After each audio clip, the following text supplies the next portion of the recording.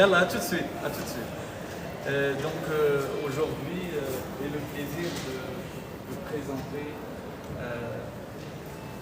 ce que j'ai appris à travers la médecine traditionnelle chinoise au service du médecin anesthésiste.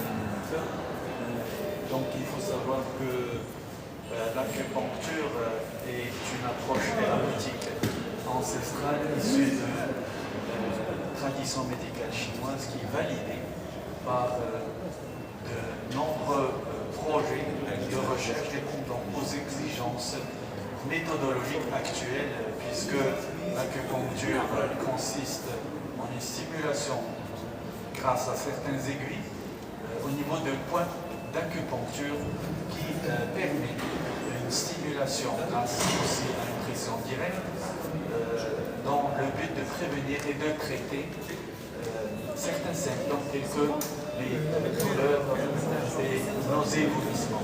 Donc il faut savoir qu'à une époque actuelle, c'est l'époque de développement des thérapeutiques non médicamenteuses à l'intérieur de l'hôpital, en parallèle avec les mesures de médecine conventionnelle performantes, soutenues par une réflexion mondiale en raison de leur efficacité dans grands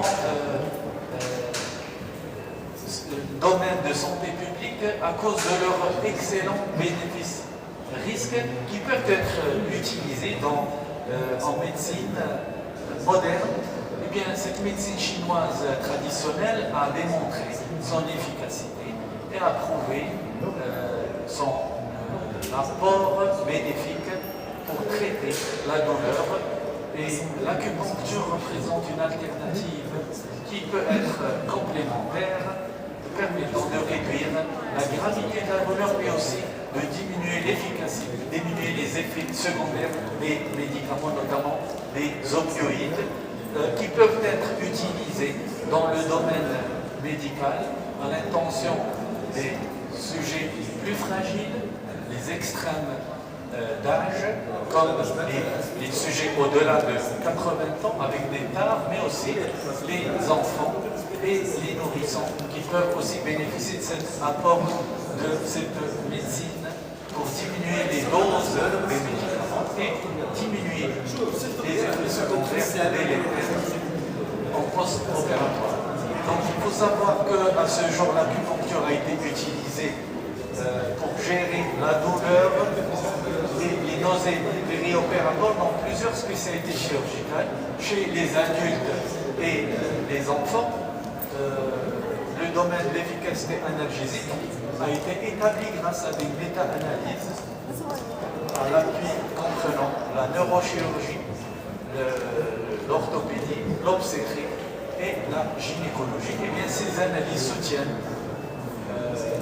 le concept selon lequel l'utilisation périopératoire d'acupuncture est sûre, bien tolérée, mais aussi réduit efficacement les scores de la douleur avec des besoins analgésiques moindres et des effets secondaires diminués, moindres par rapport aux nausées et vomissements post-opératoires, aussi bien chez l'adulte que chez l'enfant.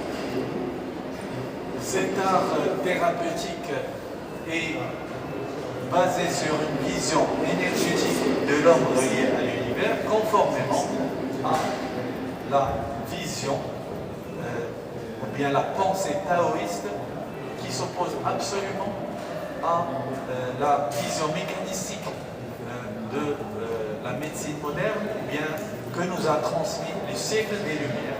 Eh bien, c'est une histoire de médecine traditionnelle qui est millénaire, datant, attesté par des manuscrits qui datent de plus de 5000 ans, qui font référence, et elle reste longtemps pratiquée dans le continent asiatique. Donc c'est véritablement au début du siècle, du XXe siècle, particulièrement grâce à un diplomate français qui s'appelle Georges Soulier de Moran, qui le premier a introduit cette acupuncture en Europe avec des barrières, malheureusement, avec un rejet de la part de la communauté scientifique qui a rejeté cette médecine qui a été classée comme douce, voire même charlatanesque, et aussi à cause des barrières aussi bien linguistiques, mais aussi culturelles et méthodologiques que la médecine moderne n'a pas pu assimiler à travers les chercheurs et les médecins occidentaux. Et donc nous, jusqu'à 1957, un docteur militaire français, originaire de Lyon, qui s'appelle Paul Nogier, qui le premier a établi une charte de l'oreille sous forme d'un fœtus inversé dans leur corrélation anatomique dans tous les organes. Et c'est une occasion pour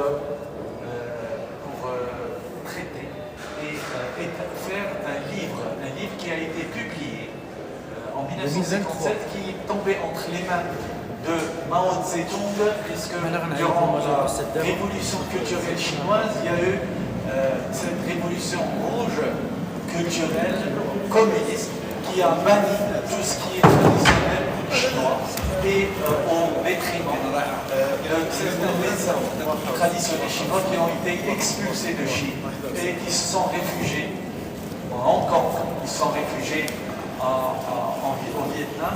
Donc c'est l'occasion des Occidentaux de découvrir cette médecine traditionnelle. Et c'est au décours de cette découverte, cette publication, que Mao Tse-tung a réhabilité tous les médecins traditionnels chinois pour revenir au pays, mais aussi pour encourager et développer cette médecine traditionnelle à travers l'encouragement des études scientifiques et des universités chinoises pour développer cette médecine traditionnelle chinoise traditionnelle.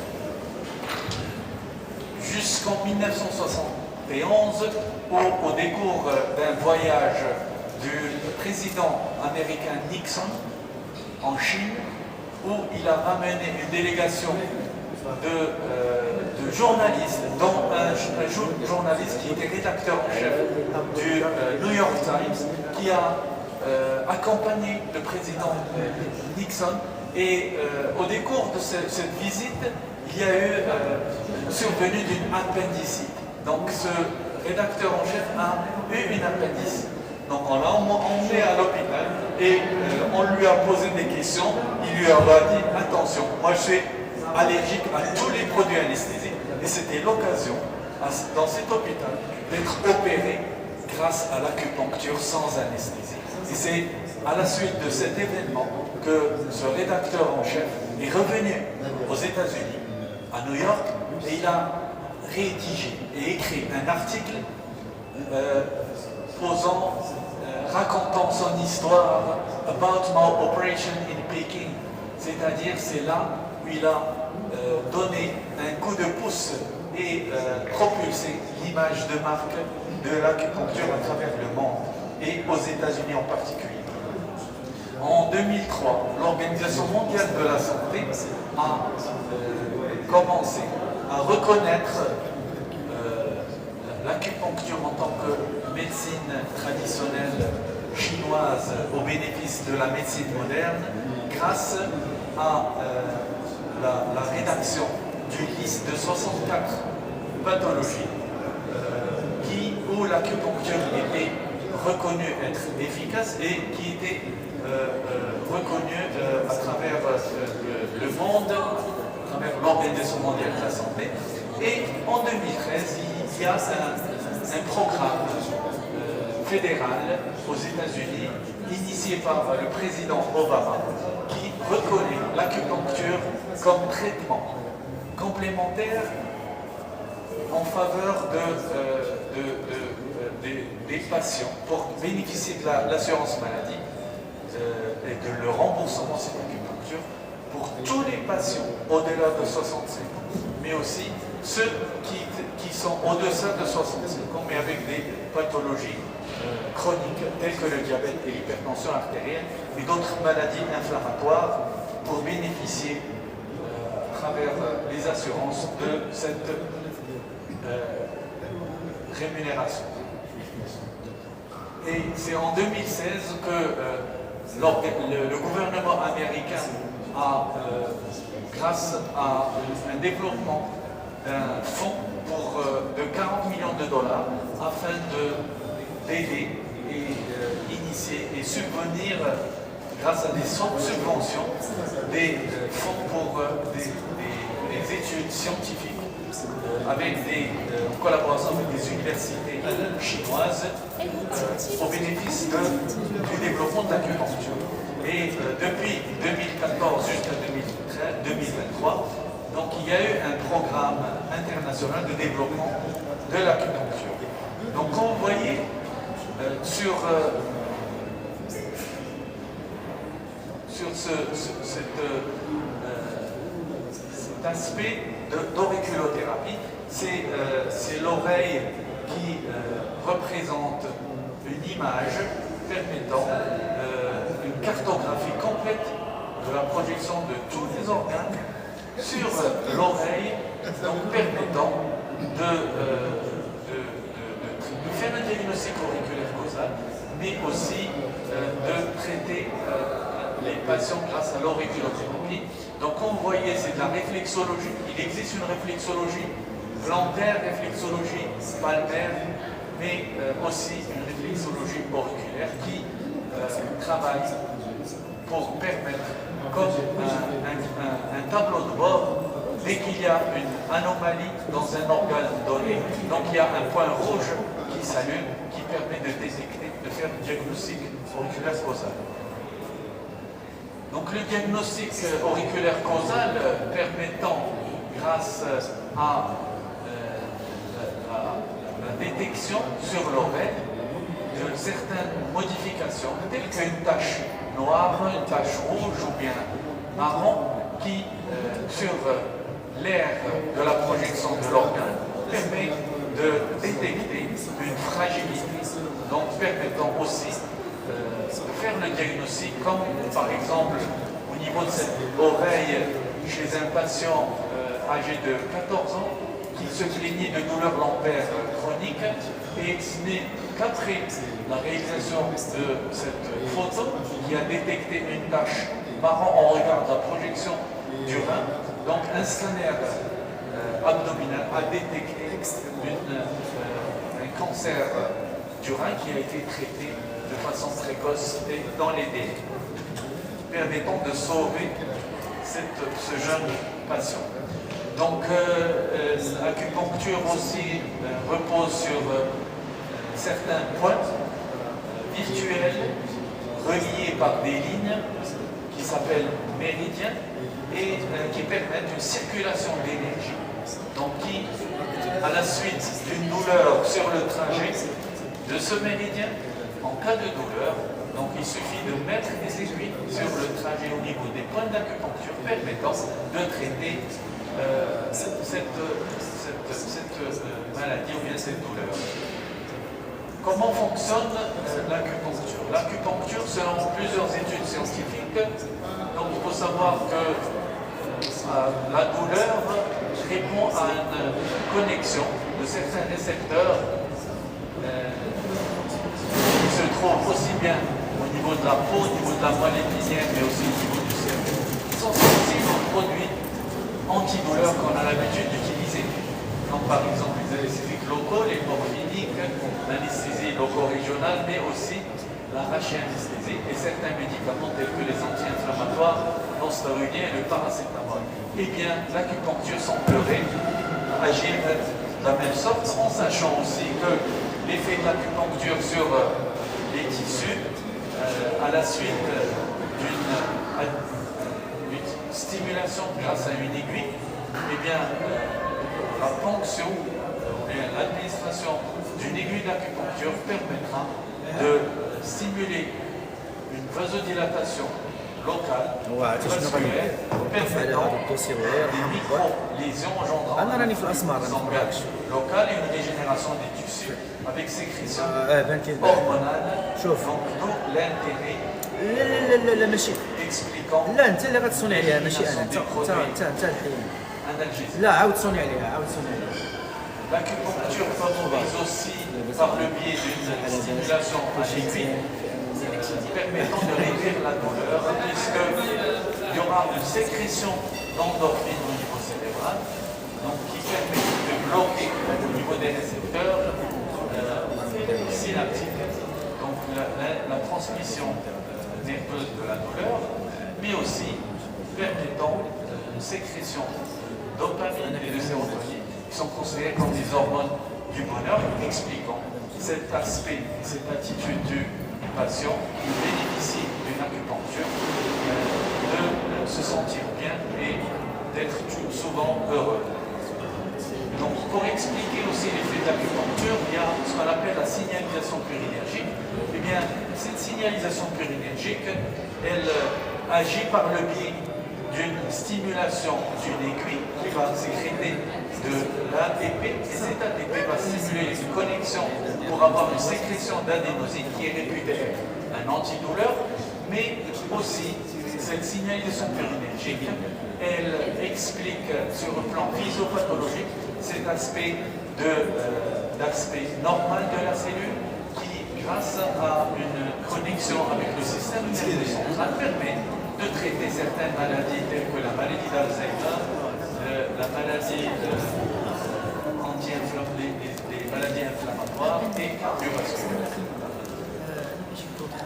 Donc le système immunitaire, en premier lieu, il faut savoir que la peur est la barrière majeure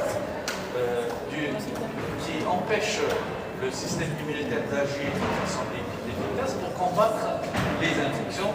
Et suite à l'insertion de l'aiguille, cela provoquera une chaîne de réactions qui vont arriver au niveau du système immunitaire. Il va entraîner une sécrétion de certaines substances permettant, comme les anticorps, mais aussi certaines libérations de cytokines et de lymphocytes et de globules blancs qui renforcent l'immunité des personnes atteintes, et surtout quand ils ont un déficit immunitaire, encourageant c'est-à-dire le combat contre les infections et renforçant le système immunitaire, en sachant aussi que l'anxiété préopératoire pourrait également entraîner une anxiété soutenue par la chirurgie et augmentant la sensibilité post-opératoire et acutisant cette sensation de douleur, mais surtout augmentation le risque post-opératoire d'infection avec un temps de récupération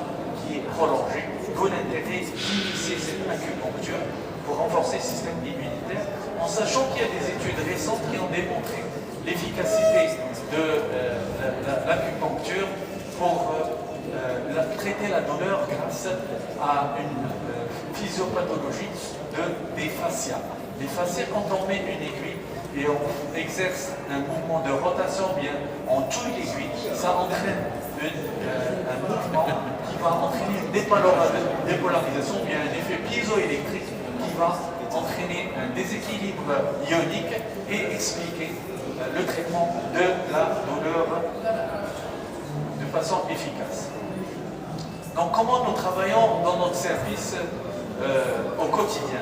Eh bien, nous profitons de la consultation pré-anesthésique avant l'intervention pour expliquer aux patients les bénéfices de l'acupuncture, mais aussi de faire notre consultation pré-anesthésique classique, et nous profitons pour faire un diagnostic auriculo-causal qui permet de détecter des failles et des fragilités par rapport à la pathologie, surtout quand il s'agit par exemple de quelqu'un qui se fait opérer pour un cancer du sein, ou bien un cancer du rein, ou bien par exemple une chirurgie abdominale.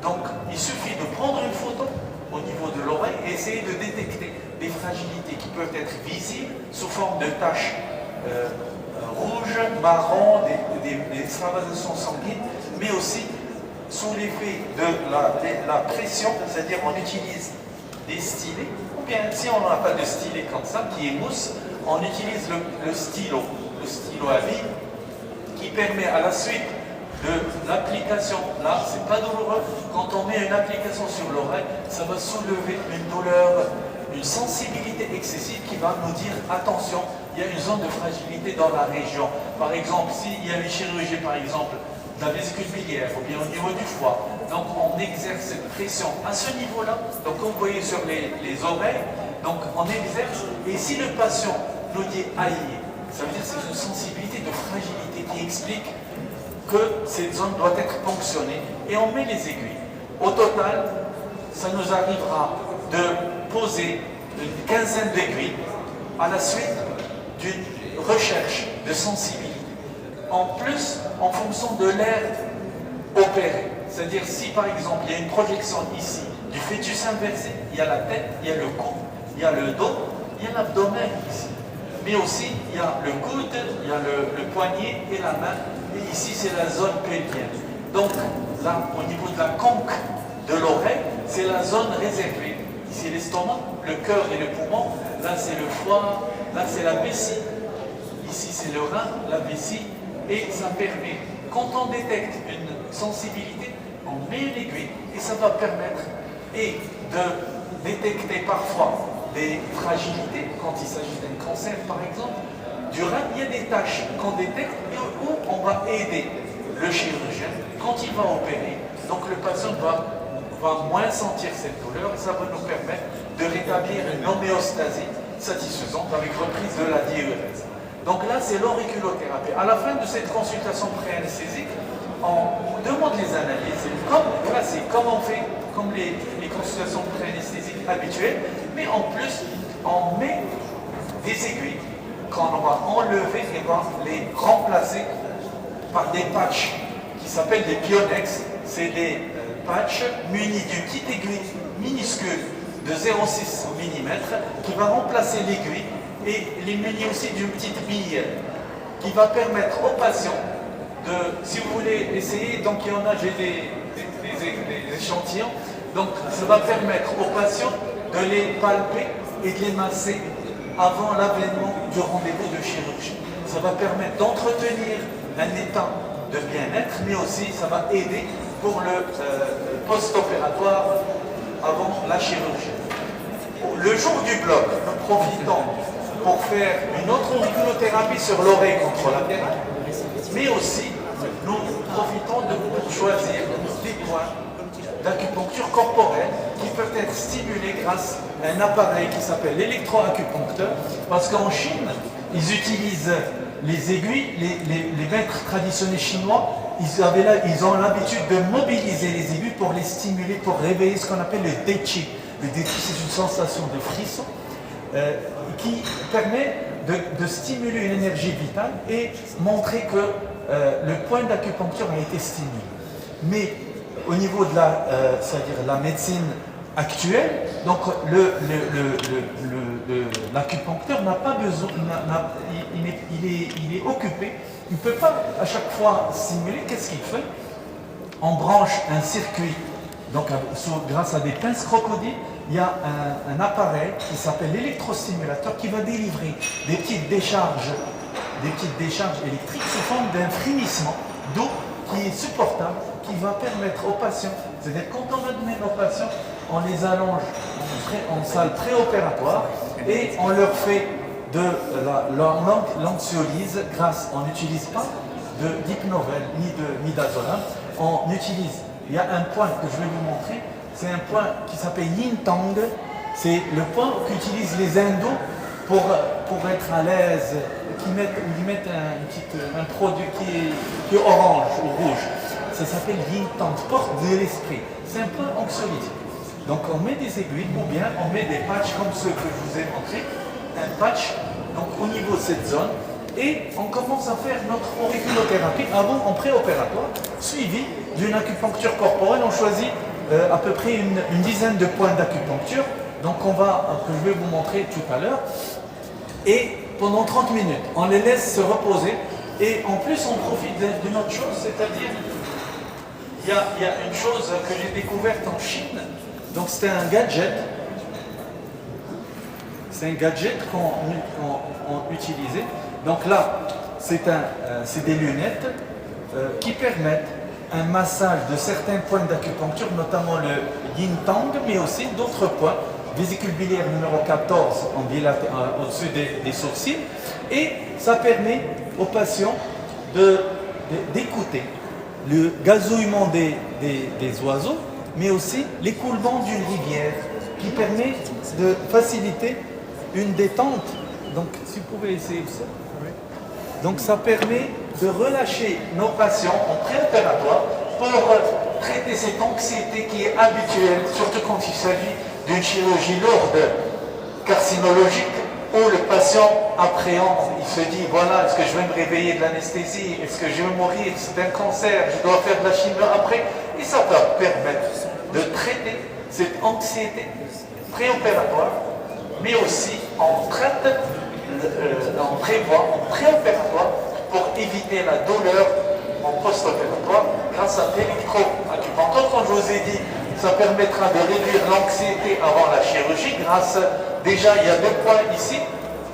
Il y a un point qui s'appelle Shenmen au niveau de la fossette triangulaire.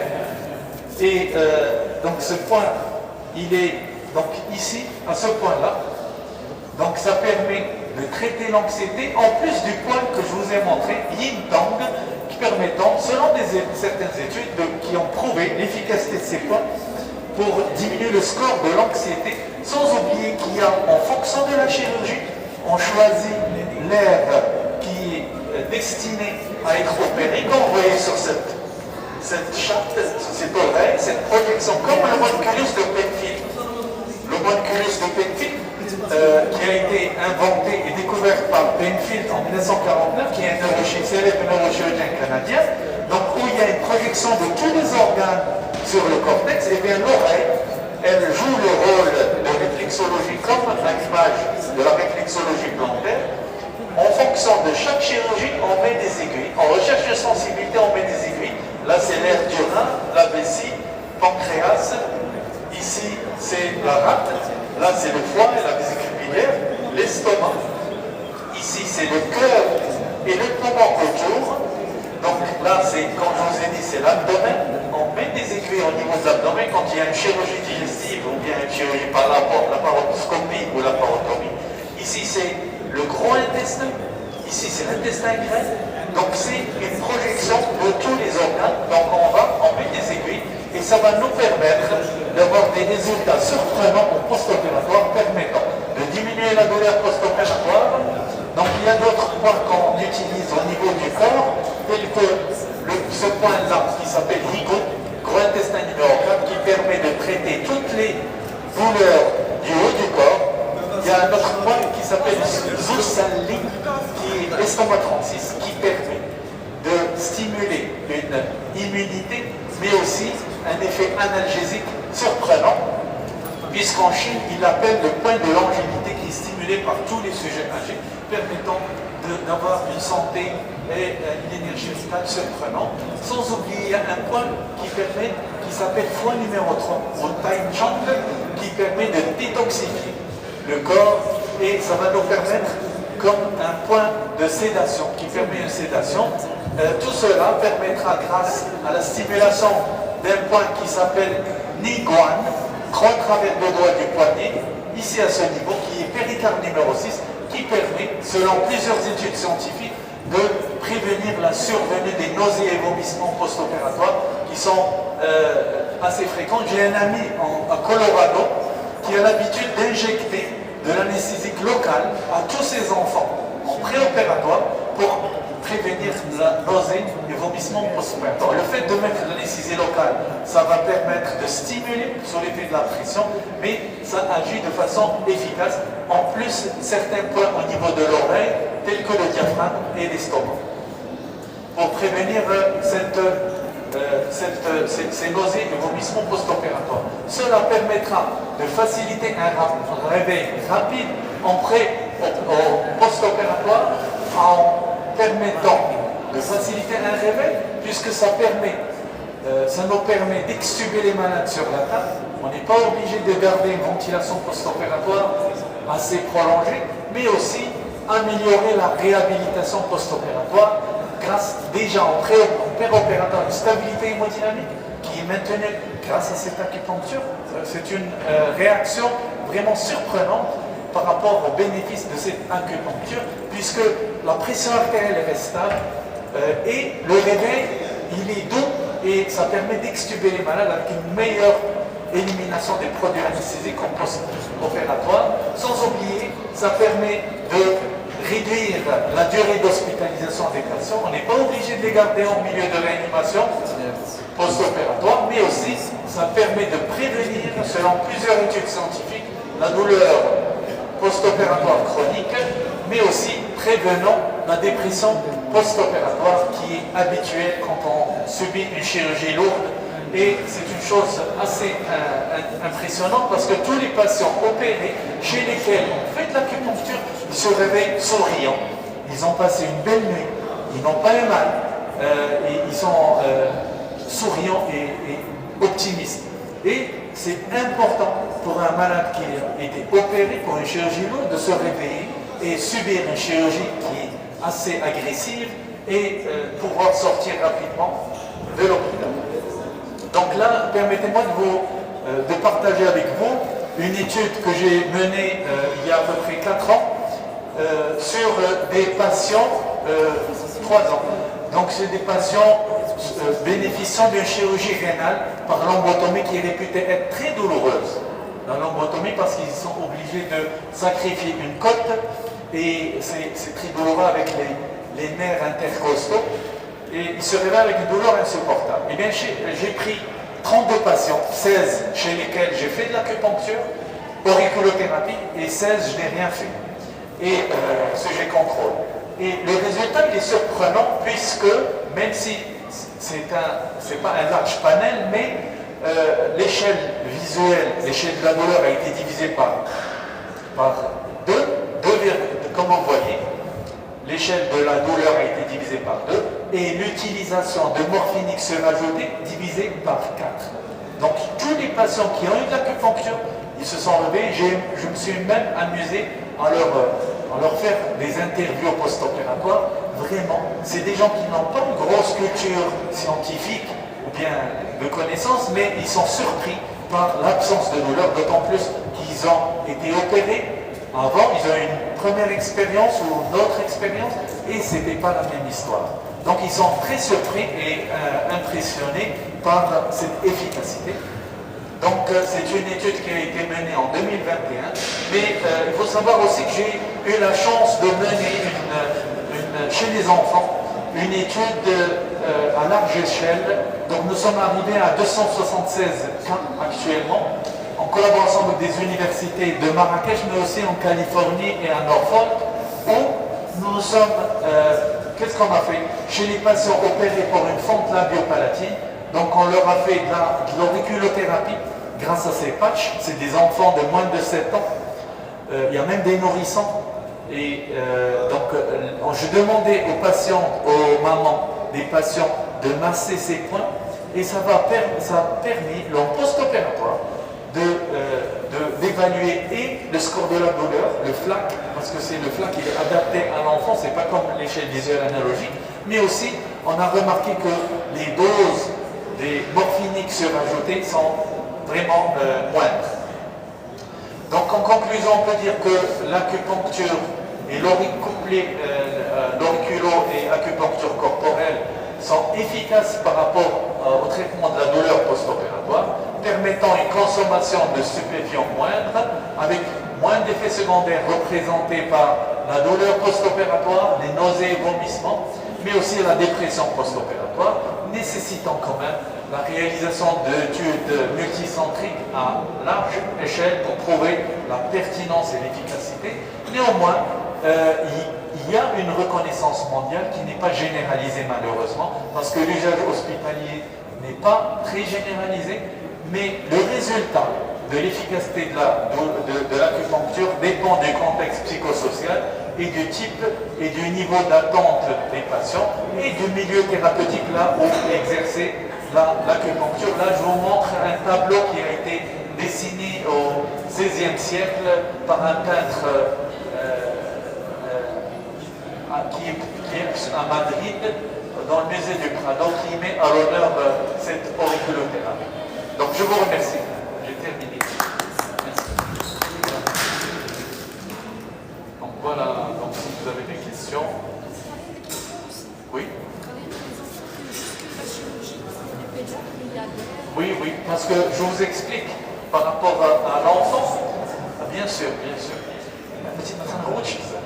Ça va. Donc, pour les enfants, on peut utiliser ces patchs. Et c'est quoi ces patchs?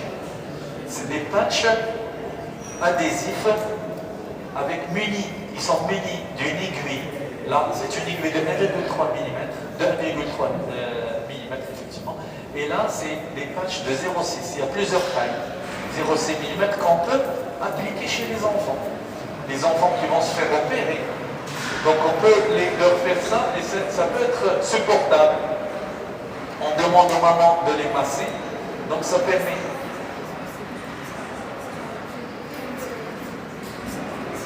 Oui, oui, ça marche très bien parce que ça entraîne une oxylyse. Ça permet de traiter aussi bien la douleur et endormir. Mais il y a aussi ces aiguilles-là, très fines à 0,6 mm, sans oublier qu'il y a le laser. Le laser qui a prouvé son efficacité chez l'enfant. Donc ce laser, c'est la même profondeur. Elle peut aller jusqu'à 1 cm. Donc on peut stimuler ce point au niveau du corps. Ça entraîne une chaleur douce qui donne les mêmes effets que les aiguilles. Si par exemple les enfants ils ne supportent pas les aiguilles, c'est normal. C'est un massage. Parce qu'il y a l'acupuncture, il y a l'acupression. Parce que la médecine traditionnelle chinoise fera l'acupuncture, l'acupression. L'acupression, c'est le massage. Et le massage est très efficace. Parce que moi, quand je traite des patients en acupuncture, je leur demande de masser les points où j'ai mis des aiguilles.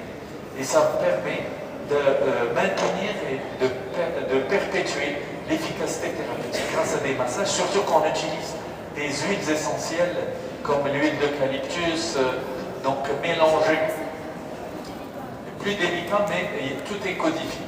Par rapport aux enfants, donc il faut diviser, au lieu, chez l'adulte, on utilise 17 gouttes dans 50 ml de base d'huile d'amande douce, n'importe quelle huile en fonction de la demande, c'est-à-dire l'eucalyptus quand il s'agit de problèmes respiratoires, l'huile de cannelle quand il s'agit de problèmes ostéo-articulaires, et on met ces 17 gouttes dans 50 ml. Mais chez l'enfant, on divise par 4. C'est-à-dire ces 17 gouttes redeviennent 4 gouttes pour adapter l'absorption chez les enfants qui sont un peu plus sensibles. Donc, mais il n'y a pas de risque. Donc c'est bien d'apprendre aux mamans de masser, de leur apprendre de masser certains points d'acupuncture, parce que l'acupression, c'est à peu près la même chose que l'acupuncture. Donc il y a d'autres, on va le voir tout à l'heure, c'est l'utilisation d'armoise ou bien sheikh. En marocain on appelle ça sheikh. Donc c'est en Chine c'est l'armoise.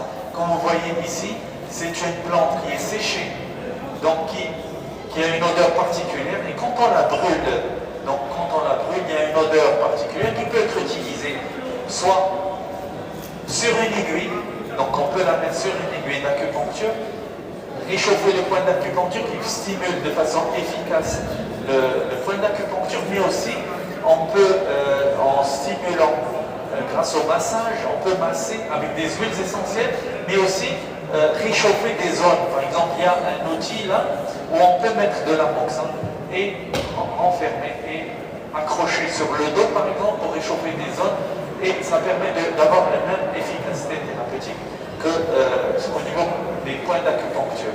Donc là, j'ai abordé le sujet de traitement de la douleur en post-opératoire, mais des domaines d'activité, même en pédiatrie, je crois que vous pouvez le faire. Si vous m'invitez à un congrès de pédiatrie, je peux vous faire l'apport de l'acupuncture en pédiatrie pour des patients. Oui, je vous donne.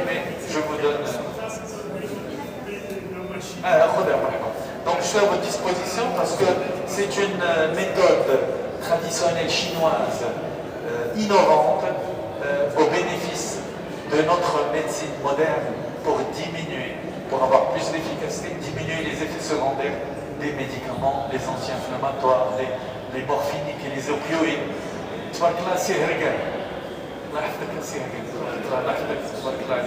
Enchanté. Et donc ça permet de diminuer les effets secondaires des médicaments. parce que c'est l'ère de la médecine non médicamenteuse. Il faut essayer, pas remplacer notre médecine qui est moderne.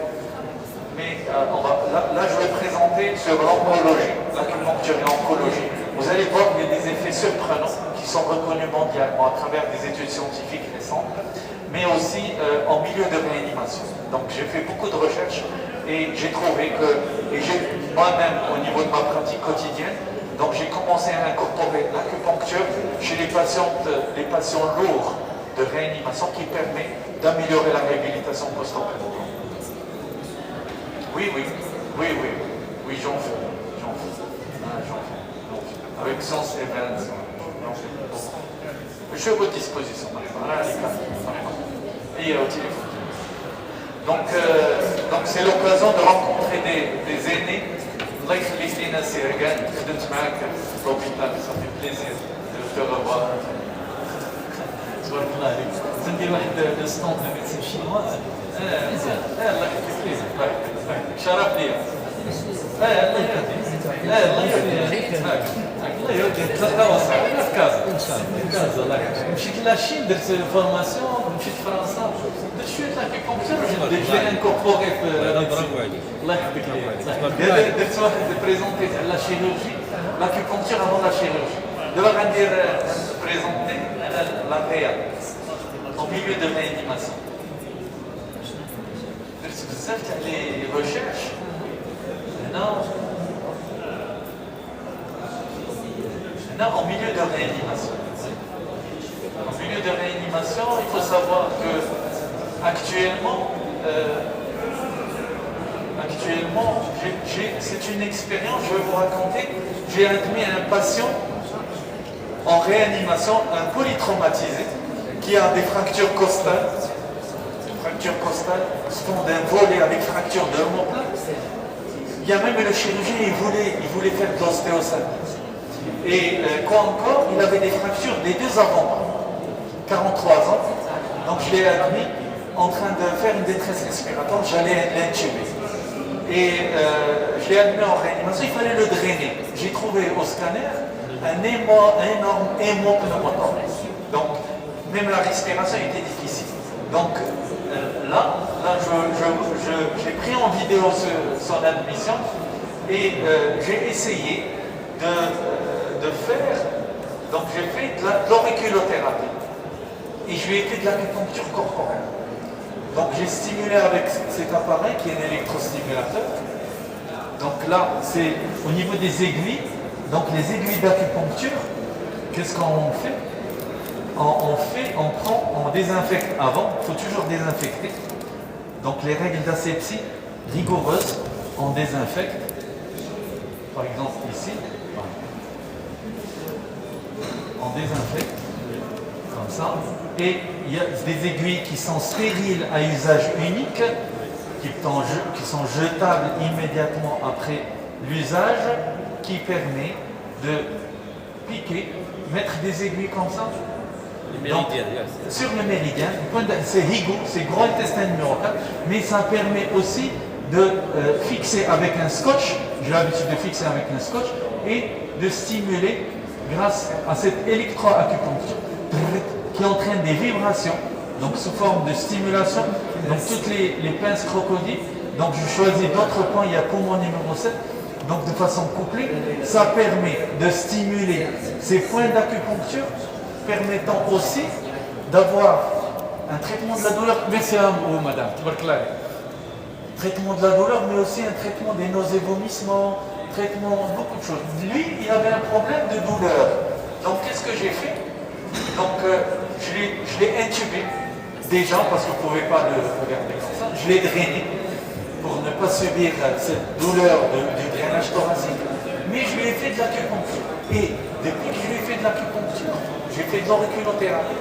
Et je vous rassure que je me suis... J'ai réalisé que le malade, j'ai pu l'exhumer très très vite. En moins de 12 heures, je l'ai exhumé grâce à l'acupuncture. Et le pire, c'est que le patient, il est content. Il est content, je l'ai exhumé, il est content. Il est revenu après une semaine de la sortie. Il est revenu debout, il m'a dit, docteur, merci pour ce que vous avez fait, parce que j'ai senti que j'étais bien et sans douleur. Ça m'a permis d'aider un patient à être mieux réhabilité en post-opératoire. Donc c'est des choses qu'on peut utiliser. Donc comme je vous montre, en milieu de réanimation, sachant que cet art thérapeutique ancestral, il a une vision énergétique de l'homme reliée à l'univers, conformément à la pensée taoïste, qui est différente de notre vision mécanistique de l'homme.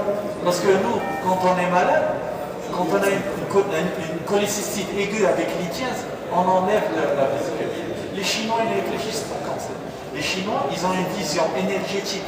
C'est vrai, il faut enlever la vésicule, mais leur vision, elle est énergétique de l'homme relié à l'univers, conformément à la vision taoïste, c'est-à-dire qu'il y a l'environnement, il y a la terre. Et cette influence de cette vision permet de prendre le patient de sa globalité. Parce que chaque personne ne ressemble pas à l'autre. Chaque personne a une histoire émotionnelle particulière. Donc grâce à cette acupuncture et cette médecine traditionnelle chinoise, on a une vision différente qui n'est pas mécanistique. Comme vous voyez, il y a depuis 5000 ans, il y a des publications, des livres qui ont été publiés. Il y a l'empereur jaune, le Nanjing, le Suen, le Ling Shu et le Nanjing. Ces livres ont été publiés pour apprendre aux médecins traditionnels chinoises comment gérer les situations pathologiques médicales pour les traiter. Donc c'est comme des publications à notre médecine moderne.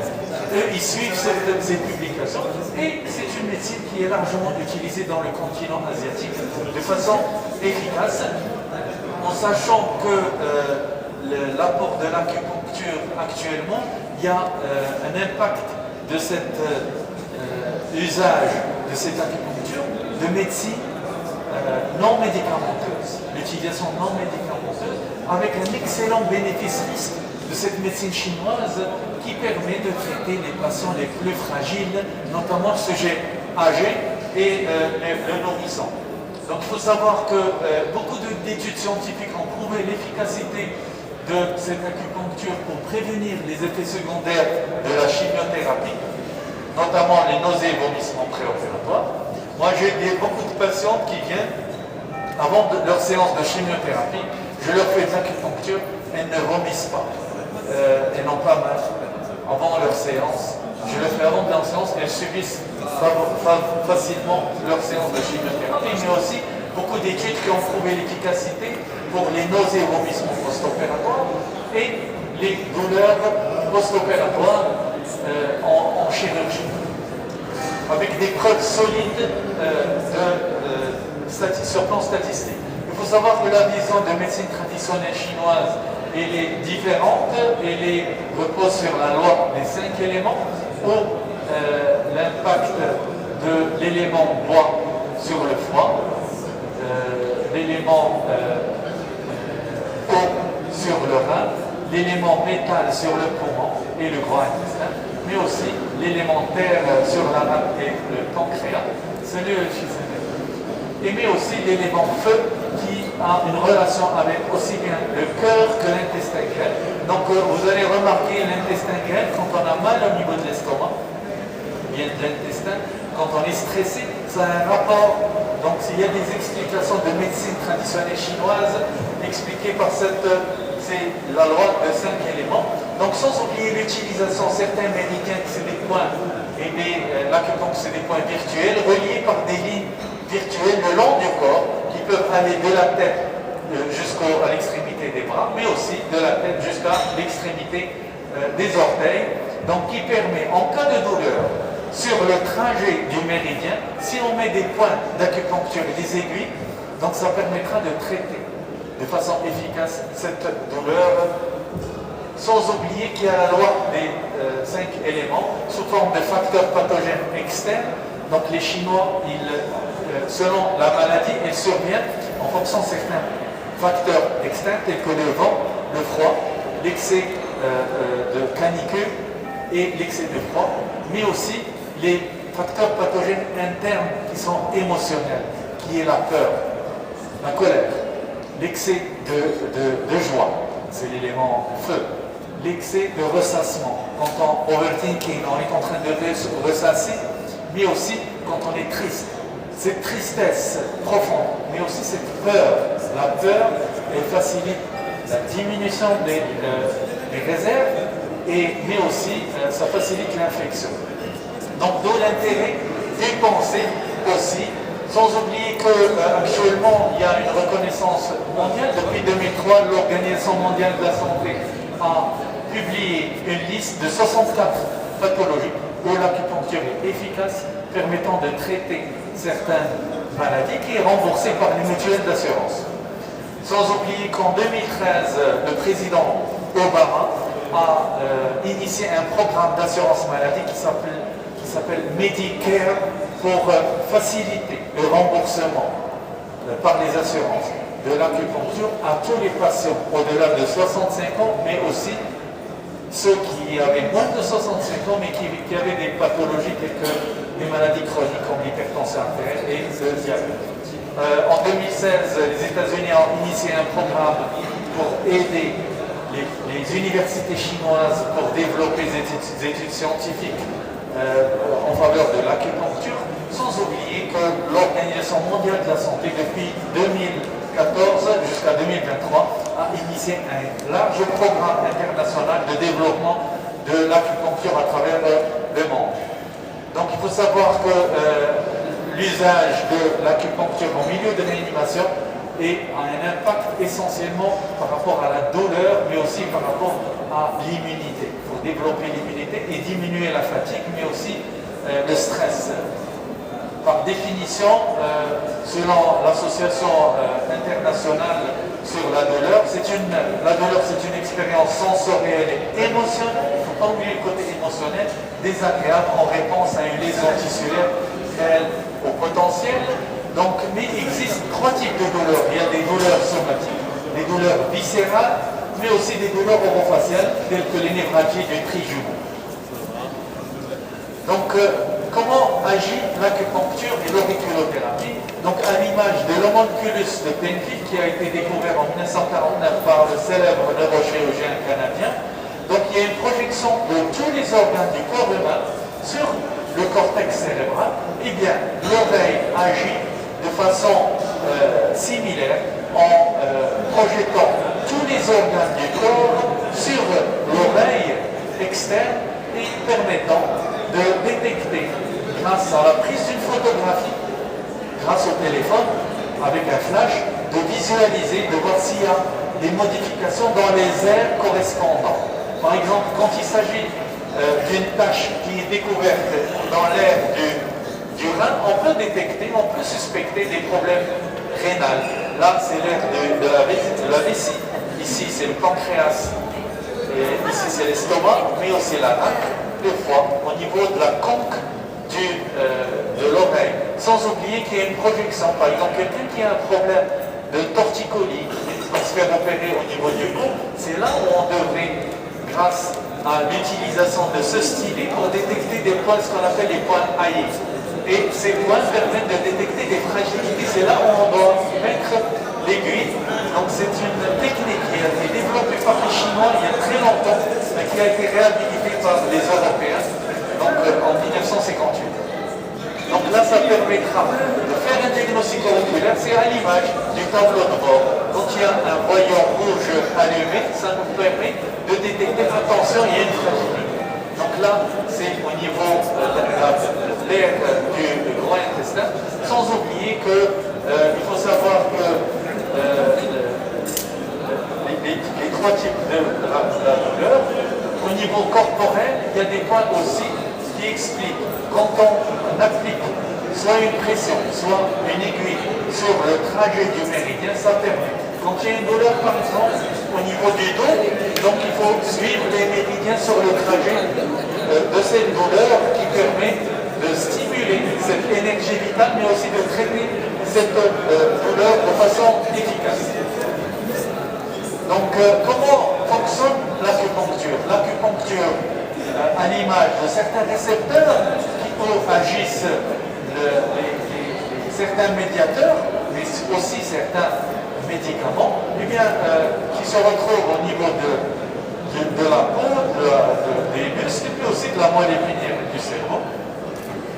Donc, tels que les anesthésiques locaux, la morphine, l'anesthésie loco-régionale, mais aussi les anti-inflammatoires et les paracétamol, eh bien, l'acupuncture semblerait agir de la même manière, en sachant que quand on met une aiguille au niveau de la peau sur un point d'acupuncture, il y aura une libération d'une substance qui s'appelle l'endorphine au niveau du système limbique. Le système limbique, c'est une zone qui se trouve dans la région de l'hypophyse, cette région-là, donc qui sécrète une substance qui s'appelle l'endorphine, c'est l'équivalent de la morphine, mais elle est endogène, donc qui va agir pour bloquer au niveau synaptique la transmission douloureuse et atténuer la douleur. Comme vous voyez, il y a une aiguille qui a été insérée.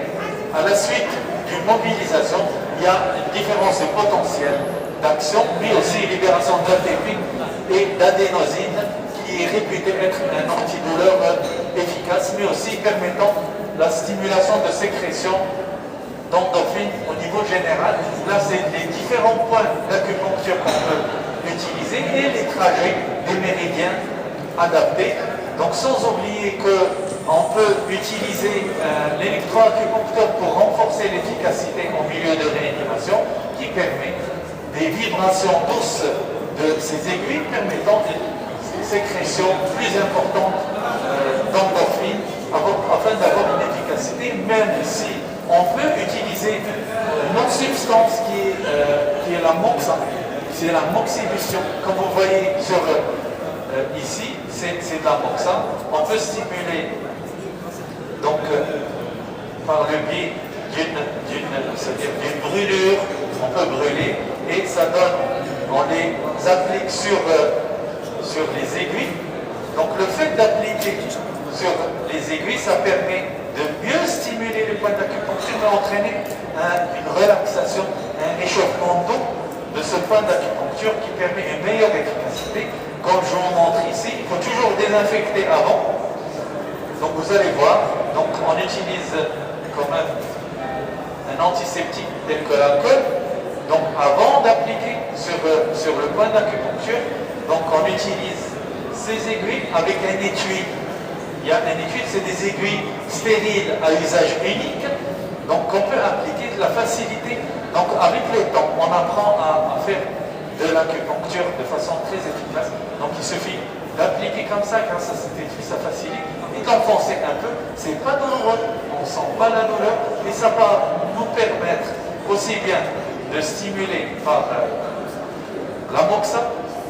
Donc on peut utiliser ce type de moxa, mais aussi on peut appliquer ces aiguilles grâce ici. Ça permet de réchauffer après avoir allumé, ça permet de stimuler, de créer une efficacité, un relâchement et mieux stimuler le point d'acupuncture. En milieu de réanimation, c'est possible et c'est très efficace.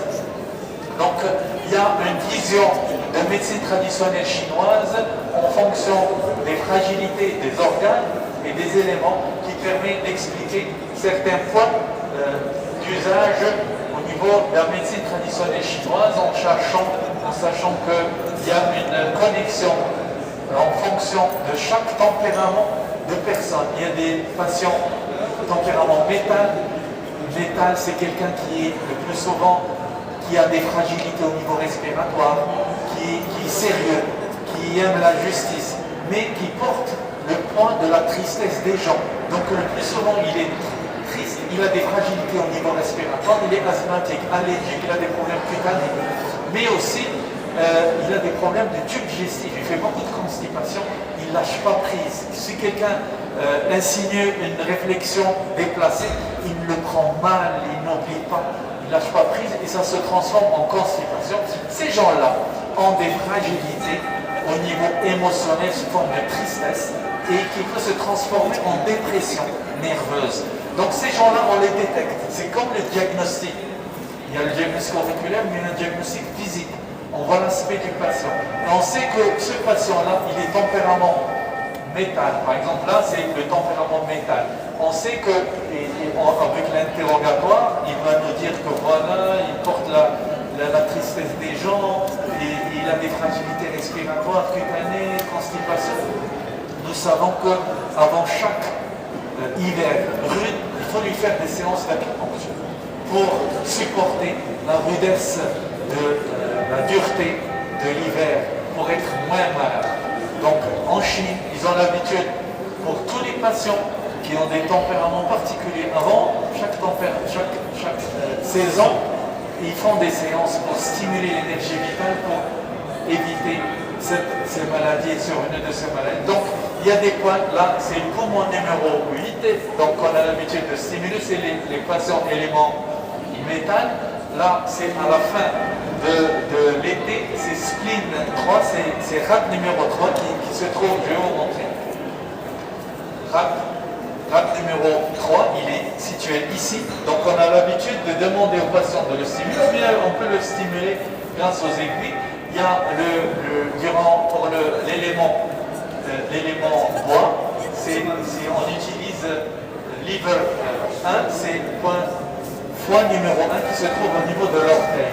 Donc c'est une vision des points horaires de médecine traditionnelle chinoise qui permet d'avoir plus d'efficacité. C'est une vision différente.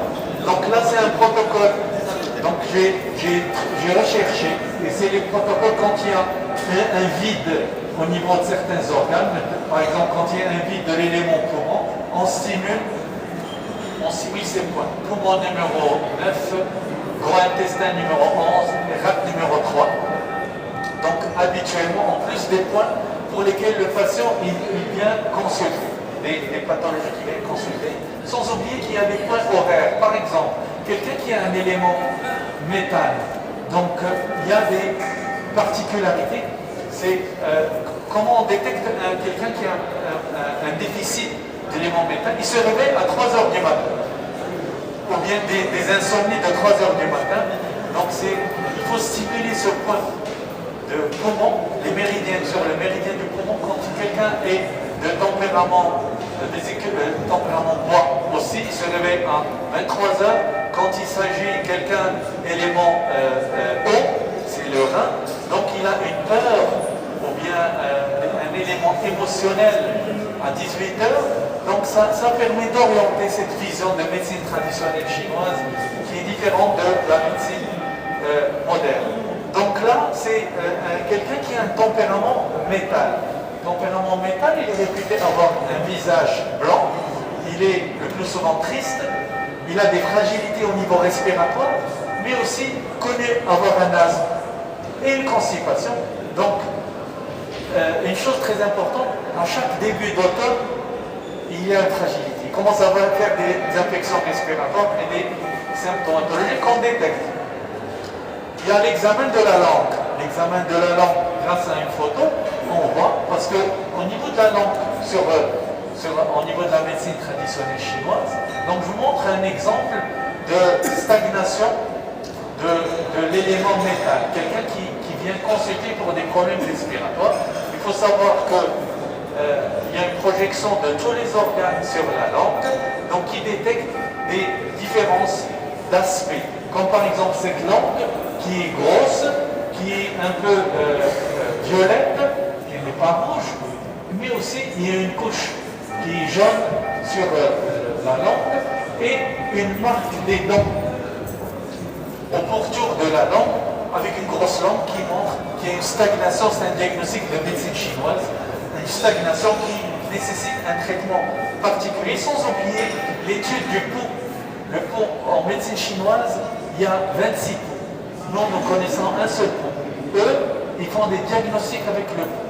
Ils connaissent chaque maladie. C'est une médecine traditionnelle chinoise qui a plus de 5000 ans. La médecine moderne, elle a à peu près 200 ans. Donc il a évolué, mais la médecine chinoise, grâce à ses écrits, grâce à ses recherches, donc, nous aide un peu pour résoudre certaines difficultés au niveau de notre médecine moderne. Chez ce patient qui a une fragilité de